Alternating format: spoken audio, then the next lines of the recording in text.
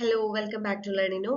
Junior Instructor Consumer Electronics എക്സാമിന് prepare ചെയ്യുന്നവർക്കായിട്ട് നമ്മൾ previous year ക്വസ്റ്റ്യൻ്റെ series നമ്മൾ ചെയ്തുകൊണ്ടിരിക്കുകയാണ്. അപ്പോൾ 3 പാർട്ട് നമ്മൾ ഓൾറെഡി ചെയ്ത് കഴിഞ്ഞു. പാർട്ട് 4 ആണ്. നേരത്തെ നടന്ന എക്സാമിലെ ക്വസ്റ്റ്യൻസ് ആണ് നമ്മൾ ഡിസ്കസ് ചെയ്യുന്നത്. ഓക്കെ, സോ നോക്കാം.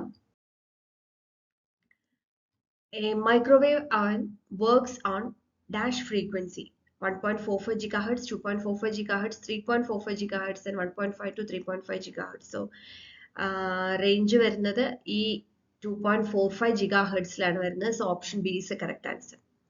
Next one, a vacuum cleaner cleans carpets on the principle of. Vacuum cleaner എങ്ങനെയാണ് കാർപ്പറ്റിൽ ക്ലീൻ ചെയ്യുന്നത്? അതായത് ഡസ്റ്റ് ആണെങ്കിലോ അല്ലെങ്കിൽ പാർട്ടിക്കിൾസിനെ എങ്ങനെയാണ് ഇത് ക്ലീൻ ചെയ്തെടുക്കുന്നത്? Radiation, suction, dispersion, absorption. വളരെ ക്ലിയർ ആണ് അല്ലെ? സക്ഷൻ എന്ന് പറയുന്ന ഒരു പ്രോസസ് ആണ് വരുന്ന option B. Next, vacuum cleaner does not run but it gives buzzing sound when the defect lies in it's.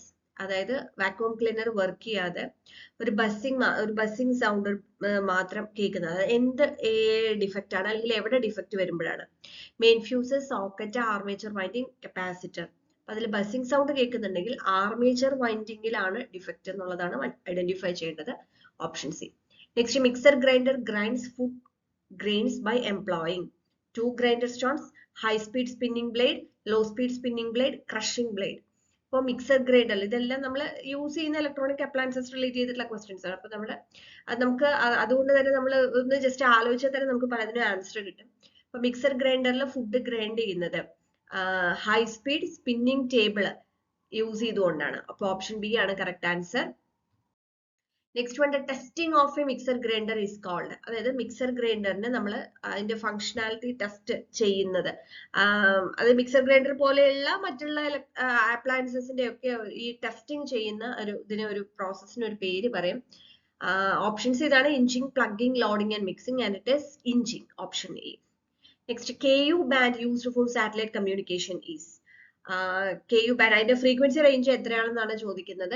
So satellite communication use ചെയ്യുന്ന KU ബാൻഡിന്റെ ഒരു റേഞ്ച് എന്ന് പറയുന്നത് 12 to 18 ജിഗാഹെർട്സ് ആണ് വരുന്നത്. അപ്പൊ തന്നിട്ടുള്ള ഓപ്ഷനിൽ നോക്കുക ആ റേഞ്ചിൽ എത്രയാണ് വരുന്നത്. 12 to 18 എന്നാണ് പറഞ്ഞിരിക്കുന്നത്. സോ ഇവിടെ നമുക്ക് ഓപ്ഷൻ ബി കൊടുക്കാം. ഓപ്ഷൻ ബി വിൽ ബി അത് നിയറിംഗ് ടു ആ ഒരു റേഞ്ചിലേക്ക് വരുന്നത് ഓപ്ഷൻ ബി ആയിട്ടാണ് വരുന്നത്. So option B is the correct answer. Next, frequency band referred as 6x4 gigahertz is named as. 6x4 gigahertz എന്നുള്ള frequency band L band, C band, KU band and KA band. So ഇത് നമുക്ക് C band ആണ് വരുന്നത്. അതിൽ നമ്മൾ 6 gigahertz എന്ന് പറയുന്നത് uplink ഫ്രീക്വൻസിയും അതേപോലെ തന്നെ 4 gigahertz ഡൗൺ ലിങ്ക്, അതായത് ഒന്ന് എർത്ത് ടു സാറ്റലൈറ്റും ഒന്ന് സാറ്റലൈറ്റ് ടു എർത്തും ആണ് വരുന്നത്. So it is C band. Next, a dish antenna used in DTH service consists of a paraboloid reflector of about. നമ്മള് ഡിഷ് ആൻഡ് DTH നമ്മൾ വരുന്ന ഡിഷ് ആൻഡിലെ ഒരു paraboloid ആയിട്ടുള്ള റിഫ്ലക്ടർ ഉണ്ട്. അതിന്റെ ഡയമീറ്റർ എന്തായിരിക്കും എന്നാണ് ചോദിക്കുന്നത്. സോ അതിന്റെ ഡയമീറ്റർ എന്ന് പറയുന്നത് ഏകദേശം ഒരു 60 സെന്റിമീറ്റർ ടു 120 സെന്റിമീറ്റർ ആ ഒരു റേഞ്ചിലാണ് വരിക. ഓക്കെ, അതിൽ സ്മോളർ ഡിഷസ് ആണെങ്കിൽ 60 to 75 സെന്റിമീറ്റേഴ്സ് വരും. അതല്ല കുറച്ചുകൂടെ ലാർജ് ആണെങ്കിൽ 90 to 120 സെന്റിമീറ്റർ വരും. അപ്പൊ നമുക്ക് ഇവിടെ ഓപ്ഷനിൽ നോക്കാം: 15 to 30, 25 to 50, 45 to 90, 115 centimetre to 150. അപ്പോൾ നമുക്ക് 60 to 120 അല്ലേ? അപ്പോൾ ഒരു ഓപ്ഷൻ സി നമുക്ക് ഏകദേശം ആ ഒരു റേഞ്ചിൽ വരുന്നതാണ്. സോ അത് കൊടുക്കാം. Okay, next question. LNB stands for less noise block, low noise block, left knob, balloon, linear knob block. ഇപ്പൊ LNB എന്ന് പറഞ്ഞു കഴിഞ്ഞാൽ ലോ നോയ്സ് ബ്ലോക്ക് കൺവേർട്ടർ എന്നുള്ളതാണ് LNB കൺവേർട്ടർ. അപ്പൊ ഇത് നമ്മള് ഈ സാറ്റലൈറ്റിന്റെ ഡിഷിലൊക്കെ അതിന്റെ ഒരു ആംബില് വരുന്ന ഒരു ഡിവൈസ് ആണ്. അത് സിഗ്നൽ റിസീവ് ചെയ്യും, ഡിഷിന് റിഫ്ലക്ട് ചെയ്യും, പിന്നെ അത് ആംപ്ലിഫൈ ചെയ്യും, പിന്നെ ഒരു ലോ ഫ്രീക്വൻസി ബാൻഡിലേക്ക് അതിനെ കൺവേർട്ട് ചെയ്യും. അതായത് നമ്മൾ ഈ കോയാക്ഷ്യൽ കേബിളിലേക്ക് ട്രാൻസ്മിഷൻ ഈസി ആക്കുന്ന രീതിയിൽ ചെയ്യാൻ വേണ്ടിയിട്ട് യൂസ് ചെയ്യുന്ന ഒരു കൺവേർട്ടർ ആണ്. ലോ നോയ്സ് ബ്ലോക്ക് എന്നുള്ളതാണ്. So option B is the correct answer.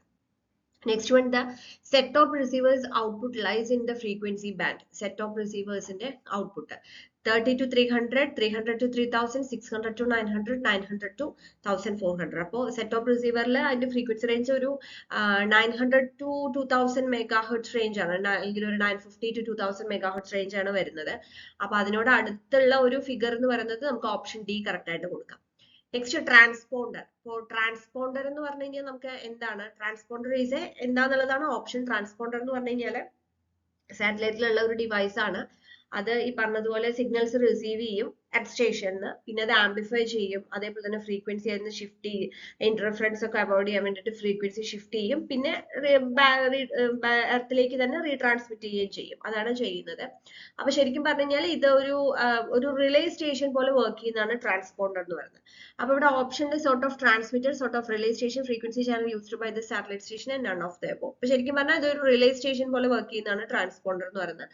Option B is the correct answer. Next, a CCTV system installed in border area for day and night watch contains a dash CCTV.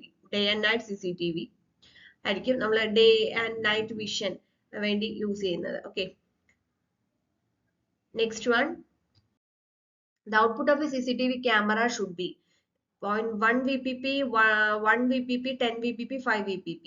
Peak to peak value എത്രയാണെന്നുള്ളതാണ് ചോദിക്കുന്നത്. So peak to peak value എന്ന് പറയുന്നത് 1 VPP ആണ് വരുന്നത്. 1 peak to peak value ആണ്. So option B is the correct answer. Next one, the smallest size CCTV camera, dome type, bullet type, PTZ type and outdoor type. നമ്മൾ different types of CCTV camera നമ്മൾ പഠിച്ചിട്ടുണ്ടായിരുന്നു. അപ്പോൾ അതിൽ ഏറ്റവും smallest size വരുന്നത് bullet type ആണ്. Option B. Next one, in DTH system dash is necessary in addition to dish antenna and cable. Dish ആന്റിനയും കേബിളും കൂടാതെ LNA, LNB, set of receiver and transponder ഏതാണ് വേണ്ടതെന്നാണ്. It is set of receiver. Next, for watching intruders during totally dark time, a CCTV camera is associated with. നമ്മൾ dark ടൈമിൽ CCTVയുടെ കൂടെ ഉണ്ടാവുന്നത് ഒരു IR LED ആയിരിക്കും ഉണ്ടാവുക. Okay, it's an IR LED. Next, magnetron. Magnetron is an amplifier, oscillator, multivibrator and chopper. Magnetron is an oscillator. Induction heating is a type of dash heating, zero frequency, high frequency, power frequency, none of the above. It is high frequency. Next, forced commutation require pre-charged inductor, pre-charged capacitor and over-damped RLC load, a very high frequency AC source. So it requires a pre-charged capacitor, option B. And the last question, which part of microwave oven generates microwave? Microwave oven microwave generate ചെയ്യുന്ന part, generator, magnetron, metal mesh and booster, and this magnetron. So നമ്മൾ 4 പാർട്ടും complete ചെയ്തു. ഇപ്പൊ എല്ലാ ക്വസ്റ്റ്യൻസും പഠിച്ചിട്ട് പോവുക. എക്സാമിന് പ്രിപ്പയർ ചെയ്യുമ്പോൾ ഒരു ഫൈനൽ റിവിഷൻ എന്നുള്ള രീതിയിൽ കുറെ ക്വസ്റ്റ്യൻസ് നമ്മൾ നോക്കിപ്പോയി കഴിഞ്ഞാൽ നമുക്കൊരു ഐഡിയ ഉണ്ടാവും എക്സാം എഴുതുന്ന സമയത്ത്. സോ 4 പാർട്ട് വീഡിയോവും കാണുക. And all the best. Thank you.